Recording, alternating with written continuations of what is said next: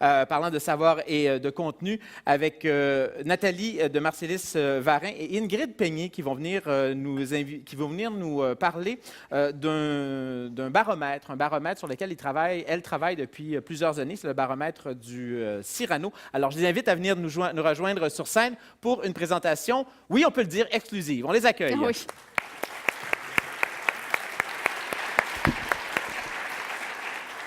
Alors, merci Mathieu et Catherine pour cette introduction. Alors, Catherine a mis des résultats étonnants, donc on va voir finalement, est-ce qu'on va vous étonner avec les résultats de la population concernant justement la mobilité durable.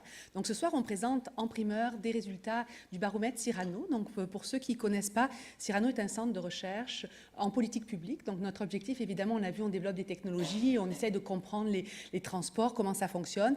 Et nous, ce qu'on va essayer de faire, c'est aussi d'aider le gouvernement à mettre en place des politiques publiques innovantes pour améliorer évidemment tous ces éléments. Donc nos comportements en matière de transport, on vient de le voir, ça change. On a maintenant des nouvelles façons de se déplacer. On a des voitures en autopartage, on nous offre des autres types de voitures, on a des voitures électriques qui pourraient arriver. Donc il est important en fait de voir finalement est-ce que les Québécois sont en train de changer de comportement, est-ce qu'ils souhaitent le changer et surtout quel est leur, comment ils perçoivent finalement le futur. On a dit le futur aujourd'hui là sur la mobilité. Donc, on va pouvoir finalement vous montrer quelques résultats. Donc, le baromètre Cyrano, on fait des enquêtes auprès de la population depuis 2011 et on leur pose des questions sur 44 enjeux de société. Donc, aujourd'hui, on va s'attaquer uniquement à vous parler de tout ce qui concerne les enjeux plutôt environnement, innovation technologique et mobilité durable. Mais on va essayer de croiser d'ailleurs avec d'autres éléments qu'on a. Et ce qui est important, c'est qu'on a un échantillon représentatif de la population. Donc, quand je vais dire les Québécois, c'est parce qu'en fait, on a interrogé 1000 Québécois qui sont représentatifs au niveau de l'âge, au niveau du sexe, au niveau de la région d'habitation, au niveau de revenus, éducation, parce que l'idée, c'est vraiment de vous amener. On va vous interroger dans le reste de la soirée à nous commenter finalement vos propres comportements à vous individuels. Et là, je vous présente des résultats qui ont été faits donc récemment. On a posé ces questions il y a 2 semaines. On vient juste d'analyser les résultats et on vous les présente en primaire.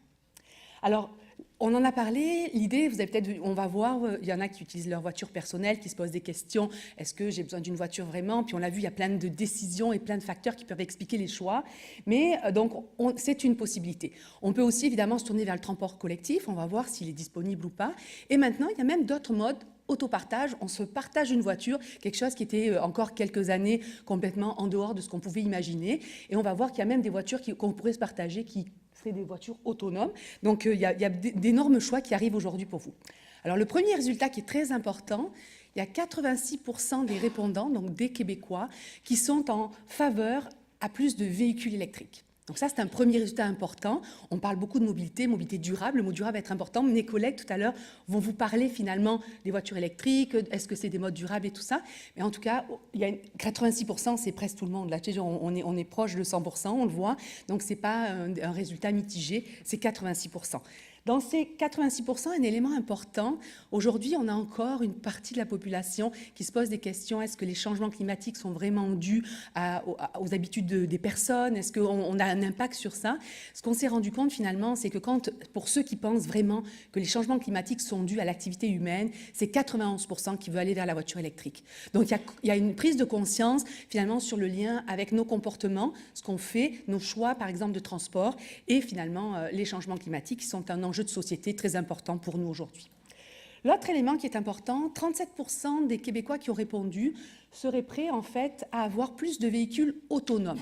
Alors, c'est une part importante quand même, 37%, surtout que quand on a fait notre enquête, on s'est retrouvé avec, dans la semaine précédente, il y avait eu 2 accidents mortels impliquant des voitures autonomes.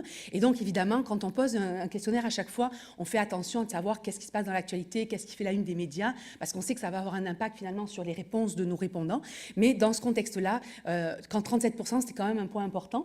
Et on a regardé qui étaient ceux qui avaient répondu qui n'étaient pas favorables pour la voiture autonome. Et en fait, on s'est rendu compte que finalement, si je vous posais la question, c'est quoi une voiture autonome? C'est qui nous conduit? Est-ce que c'est un robot? En tout cas, on ne sait pas vraiment. Et en fait, on s'est rendu compte que ceux qui avaient répondu, qui n'étaient pas en faveur, c'est ceux surtout qui ne connaissaient pas bien, c'est ça l'intelligence artificielle, qui n'avaient pas vraiment d'idée sur c'était quoi une voiture autonome, est-ce que c'est un robot qui nous conduit? Donc, vous pouvez imaginer qu'on a eu plusieurs éléments par rapport à ça. Et c'est surtout aussi ceux qui ont peur des nouvelles technologies, des technologies émergentes. Troisième résultat, ce qui est important aussi de voir, c'est que d'une façon générale, ceux qui sont en faveur à la fois de la voiture électrique et de la voiture autonome, c'est surtout les hommes. C'est surtout, en fait, les jeunes. Donc, on voit qu'il a, et ça, vous allez le voir tout au long de nos résultats, les plus jeunes font avoir vraiment des décisions souvent différentes de la plupart de la population. Et puis après, ça va changer en fonction, évidemment. Donc, pour les voitures électriques, c'est plutôt avec enfants, avec des hauts revenus, avec un niveau de compétences en fait plus élevé et de diplômes plus importants. Et pour les voitures autonomes, c'est surtout les célibataires qui sont pour en fait ces changements technologiques. Un autre élément, en fait, l'autopartage, donc les voitures qu'on se partage qui ne nous appartiennent pas. Donc une autre façon vraiment, on le sait, je veux dire, on le voit aujourd'hui, c'est un choix de mobilité, c'est plus un choix d'avoir sa voiture. Il y a 72% des Québécois qui sont favorables au développement de cette possibilité. Donc d'avoir la possibilité de se partager une voiture, il y a déjà des solutions qui existent, mais c'est vraiment quelque chose qui a l'air d'être intéressant finalement pour les Québécois. Et quand on regarde, là encore, on a deux résultats, c'est surtout les jeunes, moins de 35 ans, en tout cas les jeunes jusqu'à 74 ans, et c'est surtout les célibataires. Donc ce qui est intéressant, c'est que les seuls qui ont répondu, qui étaient moins pour l'autopartage, puis on peut peut-être comprendre aussi, plus de 75 ans, ça descend à 54%, mais c'est sûr que ça a des dynamiques un petit peu différentes. Mais c'est intéressant de voir que vous voyez, tous les chiffres que je présente, c'est au-delà de 85%, 90%, 74%, on commence à avoir une tendance avec des choix assez importants en matière de mobilité. Un autre élément sur lequel ma collègue va vous parler, en fait, c'est qu'une fois qu'on a parlé de voitures individuelles, il y a un choix qui va être porté. Moi, je vous ai parlé des choix individuels. On va les regarder maintenant au niveau des choix de transport en commun. Merci Nathalie. Donc ça, on peut se poser la question, est-ce que le déploiement justement de ces nouveaux types de voitures, des services d'autopartage, est-ce que ça va se faire au détriment des transports en commun? Et ce qu'on remarque, c'est que clairement non, puisque la très grande majorité des Québécois, donc 83%, sont favorables au développement de grands projets de transport en commun. Alors, sans grande surprise, si on regarde un petit peu le portrait des gens qui sont très favorables au développement de transports en commun, bien entendu, ils sont situés la grande partie dans la grande région de Montréal, par rapport à Québec, dans la région métropolitaine de Québec ou dans les autres régions, et ils sont majoritairement plus jeunes, donc 86% des moins de 35 ans versus 64% des plus de 75 ans. Un élément intéressant, quand on regarde au niveau du revenu, il n'y a pas de différence, en fait, dans le fait que les gens soient pour ou contre le transport en commun, alors qu'on aurait pu penser que c'était un facteur déterminant. Un élément encore important, c'est qu'en plus, ils veulent aller plus loin. Les Québécois sont pour le transport en commun, mais ils veulent encore en plus une tarification sociale du transport en commun. Qu'est-ce qu'on entend par tarification sociale? Eh bien, par exemple, ça peut être la gratuité pour les aînés, des réductions pour les personnes à faible revenu, pour les étudiants, etc. Donc 82% des Québécois sont favorables à ce type de tarification. Alors maintenant, oui, tout le monde est pour la vertu, on le voit, les gens sont pour le transport en commun, etc. Mais est-ce que ça se reflète réellement dans leur comportement de déplacement? Et c'est ça qu'on leur a posé comme question, et on va regarder ensemble les résultats. 43% des Québécois utilisent les transports actifs plutôt que la voiture lorsque c'est possible. Alors les transports actifs, c'est la marche, le vélo, tout ce qu'on peut utiliser par nous-mêmes. Et quand on leur pose la question, par contre, donc ça c'était un gros pourcentage, quand on leur pose la question, par contre, est-ce que vous utilisez les transports en commun lorsque c'est possible plutôt que votre voiture? Là, on tombe à 29%.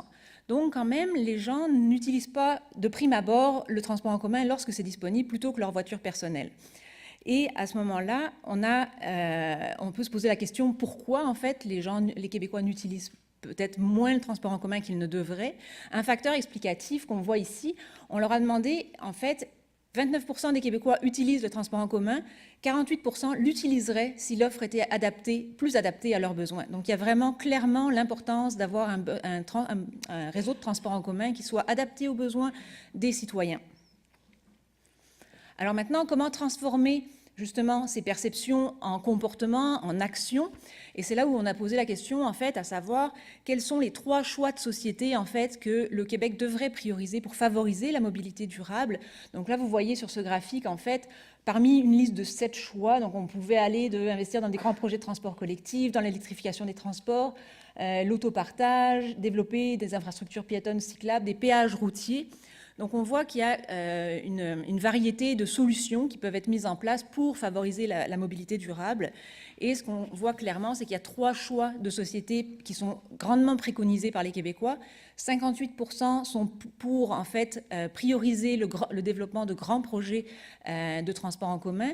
43% pour développer l'électrification des transports et 43% pour instaurer, là c'est intéressant ce résultat parce que ça va un peu, c'est des éléments auxquels on ne pense pas habituellement quand on parle de transport, c'est aider à avoir des mesures pour augmenter la flexibilité du travail, donc que ce soit des mesures de télétravail, etc., justement pour que les gens n'aillent pas travailler tout le temps aux mêmes heures, disons pour éliminer les coûts sociaux du transport et reliés à la congestion. Donc voilà, ça c'était donc pour conclure, en fait, on voit vraiment clairement un grand engouement du transport en commun, mais l'importance d'avoir un transport adapté. Et on verra tout au long de la soirée, on en reparlera. Il n'y a pas besoin de voir les différentes solutions de déplacement en compétition les unes envers les autres, mais il y a vraiment de la place pour une complémentarité des modes, et c'est ce qu'on va voir un peu plus tard. Et donc ça, c'était une première partie des résultats du baromètre. On vous laisse en fait le dévoilement des résultats complets qui aura lieu le 19 juin prochain au Cyrano. Merci beaucoup. Merci. Merci, Ingrid Peigné et Nathalie de Marcellus-Varin. Vraiment très intéressant. Rapidement, vos impressions là-dessus. Catherine, je vous voyais réagir à ces chiffres-là. C'est quand même des bonnes nouvelles, non, pour quelqu'un qui Oui. en fait son cheval de bataille. Oui, en fait, je suis toujours un peu étonnée, puis on va certainement réfléchir tout à l'heure sur la question des véhicules électriques. Là, on va avoir amplement le temps d'en parler. Donc, j'ai été étonnée quand même de voir que les investissements pour les infrastructures de mode actif étaient plus loin dans la liste. Je m'attendais à ce que ce soit plus élevé. Je pense qu'il doit y avoir des différences par région. Bon, ben on verra dans la ventilation des Voilà. chiffres donc le 19 juin, lorsqu'on annoncera ces chiffres-là en détail.